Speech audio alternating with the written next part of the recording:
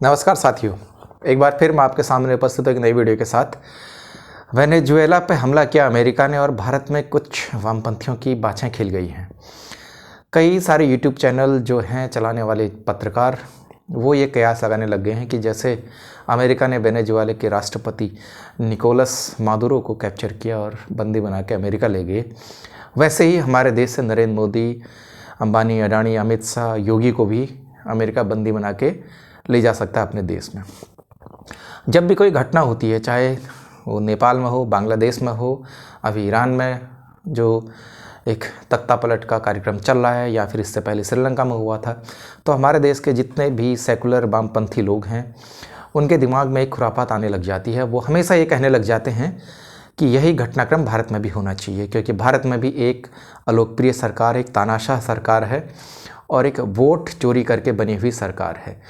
ज़रा इनको कोई बताए कि वोट चोरी अगर करके सरकार बनी है तो इतने राज्यों में दूसरे पार्टियों की सरकारें कैसे बनी हैं। वोट चोरी करके अगर नरेंद्र मोदी प्रधानमंत्री बने तो क्या 2014 में वोट चोरी क्यों नहीं हुई?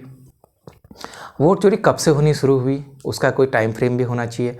और ये जो अगर वोट चोरी हुई है तो इसके लिए आप इलेक्शन कमीशन के पास जाते क्यों नहीं है? वो कई बार आपको बुला चुके हैं अपने मीटिंग में, आप बाहर कुछ और कह रहे हैं, अंदर में कुछ और कह रहे हैं। ये तो हो गया एक मसला। लेकिन मित्रों, हमें ये कभी नहीं भूलना चाहिए कि किसी भी डेमोक्रेटिक कंट्री में अगर कोई देश अमेरिका जैसी तानाशाही कर रहा है और वहाँ के राष्ट्रपति को ऐसे बंदी बना के अपने देश ले जा रहा है, तो ये तमाम अंतर्राष्ट्रीय संस्थाओं के लिए, तमाम उन डेमोक्रेटिक कंट्रीज़ के लिए और तमाम उन आर्थिक शक्तियों के लिए एक बहुत बड़ी चुनौती है। इसमें तो ये है कि जिसकी लाठी उसका भैंस। जो लोग शक्तिशाली हैं वो किसी पर भी अपने हुक्म थोप सकते हैं। वेनेजुएला एक ऑयल रिच कंट्री है। सद्दाम हुसैन ने एक बार कहा था कि अगर दुनिया में आखिरी बैरल तेल अगर जिस दिन सर्च किया जाएगा, अगर एक बैरल तेल उस दिन इराक में होगा तो एक बैरल वेनेजुएला में होगा। तो इतने ज़्यादा उसके ऑयल रिजर्व्स हैं वेनेजुएला के। उसी पर नज़र है अमेरिका की। इससे पहले इन्होंने इराक को भी ऐसे ही मारा।